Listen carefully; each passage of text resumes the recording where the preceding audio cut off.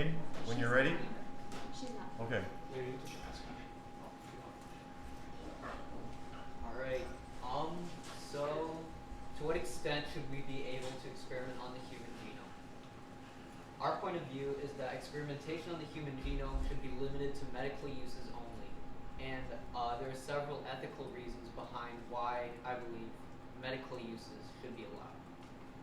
The first being that we are able to conduct more reliable research. By conducting research, we're able to identify certain genetic segments and their responsibilities in the human body.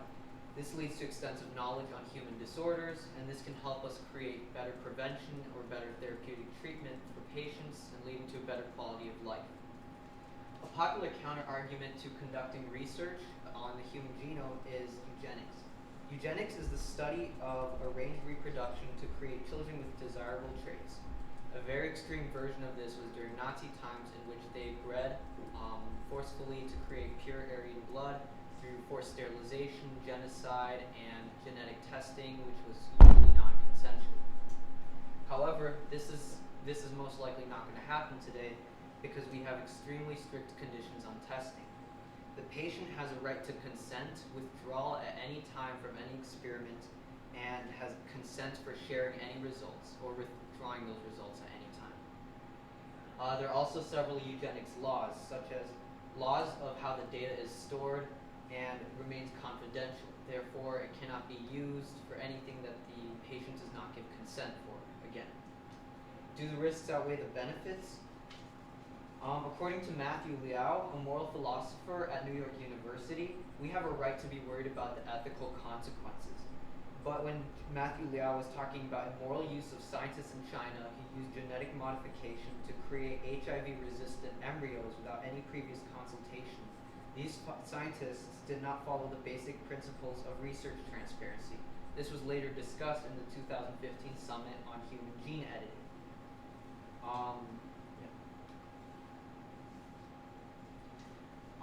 So the second reason why it's ethical to use it for medical reasons is because it allows us to produce enhanced condition prevention. According to the University of Missouri, it is illegal to perform reproductive genetic editing because there's not enough research being done on it.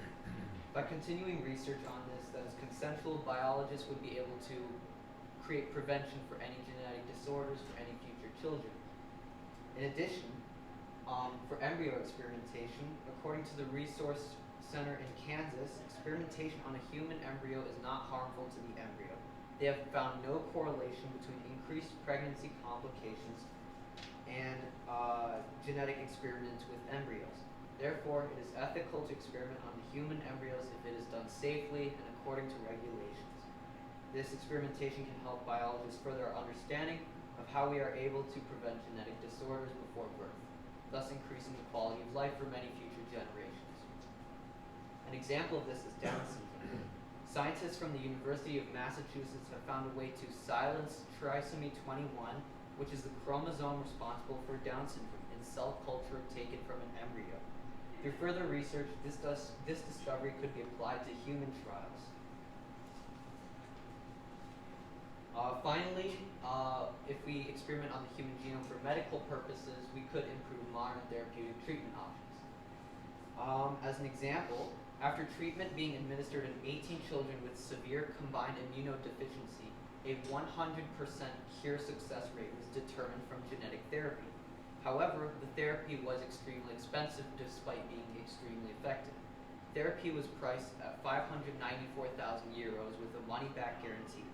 However, through further testing, this treatment could be reduced in price as most treatment options do throughout time, therefore becoming more accessible to the public. The intended effects of therapeutic genome editing are usually long-term or curative, meaning that the results usually have positive outcomes, which leads to improved quality of life for patients. A popular counter-argument to this is the side effects that were found in vectors. However, when treatments such as insulin is implemented into humans, the gene responsible for therapy requires a vector for it to be implemented into the human body. This includes bacteria, or here a list of viruses that are possible as a vector. Past vectors have occasionally caused difficulties in patients by inducing leukemia, for example, or other diseases by integrating themselves in genomes in the wrong place. However, according to geneticist Wolfgang Uckert, a new module that allows scientists to switch off the vector has been implemented into vectors, making it much safer and ethical to use. So some of the ethical concerns when we're going about genetically modifying humans is that this is a perspective that not a lot of people will consider, is that do the babies even want to be changed? If we're going in and we're changing the IQ or we're changing the how athletic these kids could be, you could see a situation similar to Gattaca where Jerome ends up killing himself. However, it may be to a much lesser extent, where these kids may feel like that all of their achievements are given to them and they're not actually getting anything out of their own merit. They're only achieving success because they're modified at birth, because they were able to do so. Who should be held accountable if something goes wrong? If I pay for my kid to not have cystic fibrosis, and then when he's born he has cystic fibrosis, is the doctor going to be held legally liable for failing to remove that trait from my child? There was an example in my paper that we found that a mother filed a wrongful life lawsuit on a doctor who failed to prevent cystic fibrosis in the kid. And a wrongful life lawsuit is that the doctor should have aborted the fetus because it had cystic fibrosis. So if doctors are going to be being sued because they are either making mistakes or certain traits are appearing at birth which are undesirable, this may discourage doctors from conducting this research in the future. And could this be used as a tool for discrimination? When you're going in and you're selecting eye color, hair color, skin color, or the gender of your child, you are discriminating against every single other trait that you deem as non-desirable. So you can see a situation where you could have a very high gender imbalance ratio, where you could have a lot of men and little women, or less amount of women, or a lot of women and very few men. And in places like China or India, where gender-selective abortions are already incredibly common, this is something that, as we're going about experimenting on the human genome, everybody should be aware of. And some of the socioeconomic concerns is how much will this technology cost to the average consumer? If this technology is going to cost such an exorbitantly high price to where poor communities cannot afford this technology, diseases like cystic fibrosis or other genetic diseases could be essentially sectioned off to only poorer communities because the rest of the country was able to get rid of these diseases. So you can see, like currently, the African American community is disproportionately affected by COVID. You can see a situation in where poorer communities are disproportionately affected by these genetic diseases that they can't get rid of because they can't afford this treatment. Who's going to be selling this technology? So do we want for-profit pharmaceutical industries to be developing and selling this technology, or do we want the government to take a more heavy-handed approach in regulating the selling of this technology so it remains at a affordable price for everybody? And how do we make this technology accessible to everybody?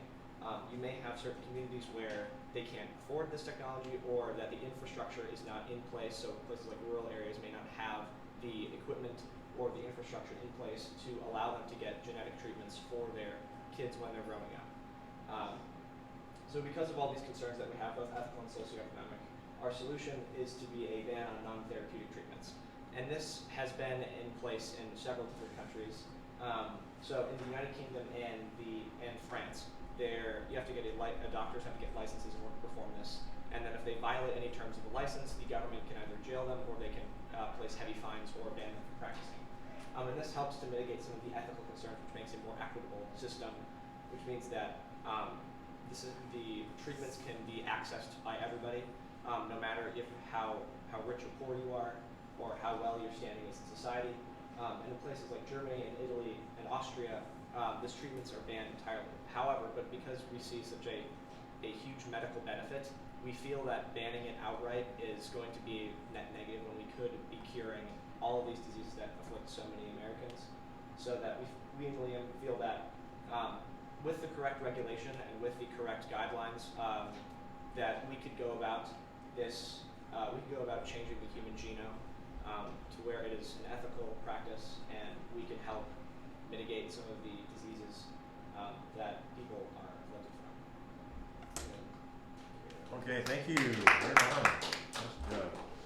Liam, what what's the strongest counter argument to your solution your team identified? So our solution was primarily to keep it for medical reasons, but one of the primary counter arguments against this was probably just eugenics. I felt like that was a very strong counter argument. That's why I felt the need to address it. I felt as though, we've seen this before where there weren't enough laws on this, and so it posed an ethical threat to everybody that was receiving treatment. And so during, 50 years ago when genetic editing was something new, there were no laws on this. There was a lot of opportunity for it to be used unethically.